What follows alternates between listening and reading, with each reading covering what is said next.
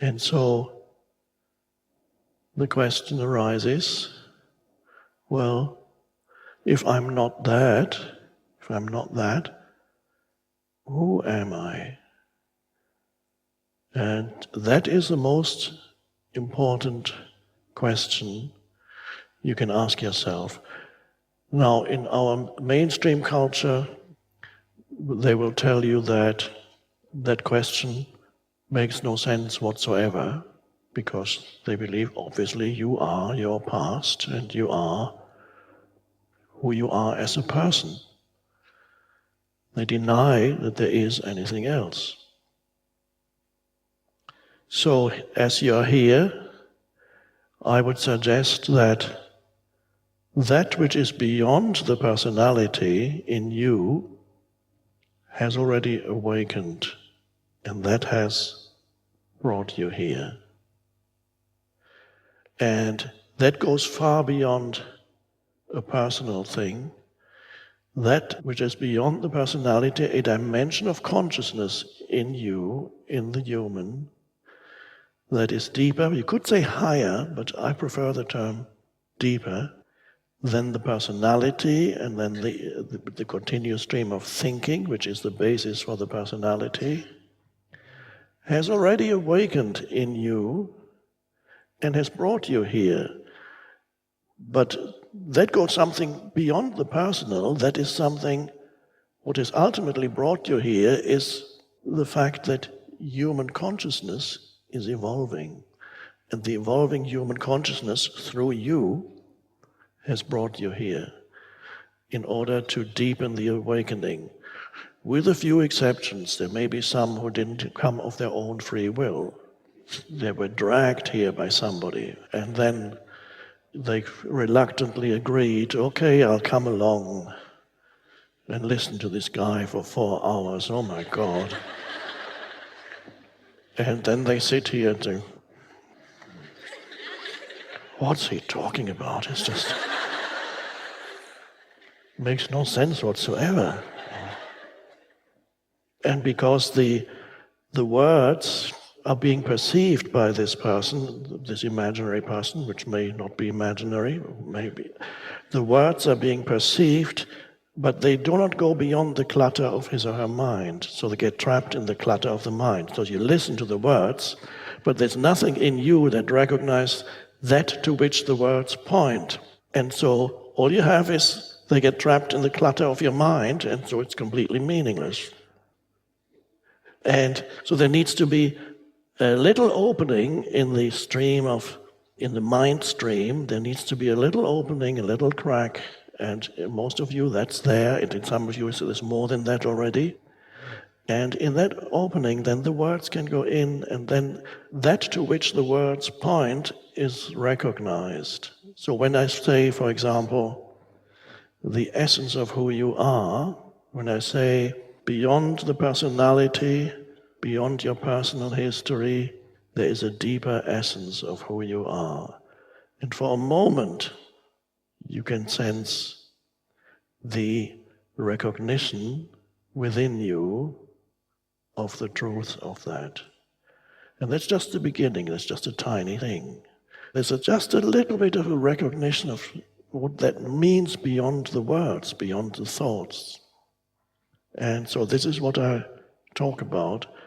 So that needs to be, if there's no opening in the mind stream, which is the incessant, compulsive, involuntary thinking that goes through people's minds all day long, the voice in the head,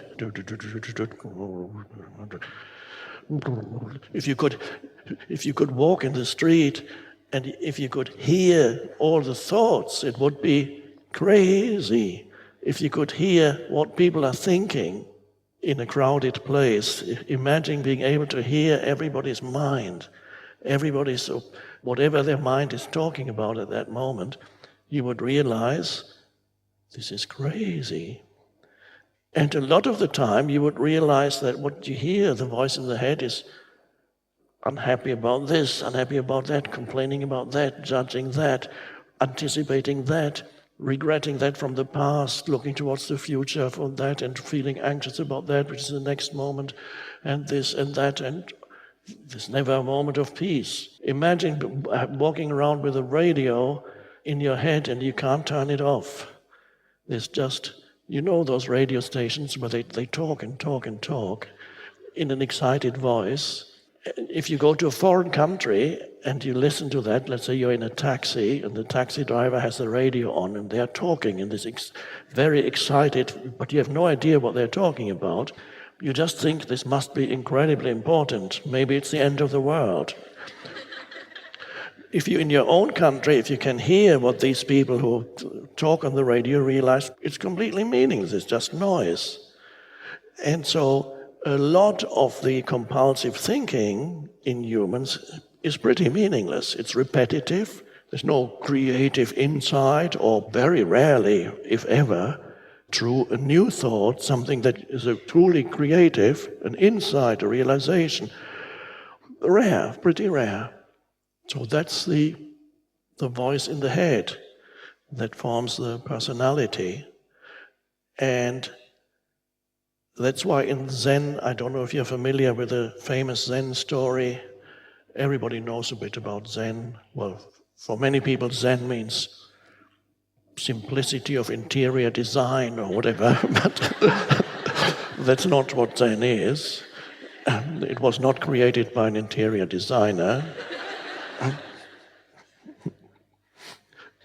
There was a story about a man comes to the Zen master, and he's a university professor who has studied all the Zen scriptures and all the other Buddhist scriptures. And so he comes to the famous master, and the master says, "Sit down, please." And the professor says, "Well, I've studied it all, but I want to hear from you also what really Zen is. Can you explain the essence to me?"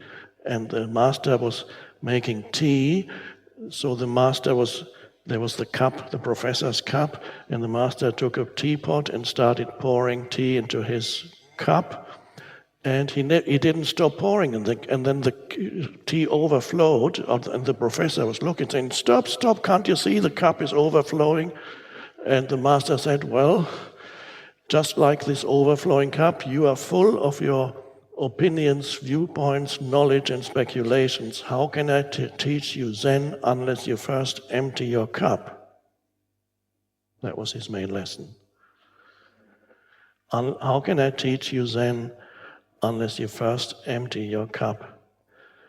So the cup here stands for the full cup, the cup that's overflowing with stuff, refers to the clutter of your mind, the incessant thought stream of your mind, the accumulated clutter, the incessant repetitive thought stream. And that and the personality that I talk about, the personal identity and the thought stream, are really go together.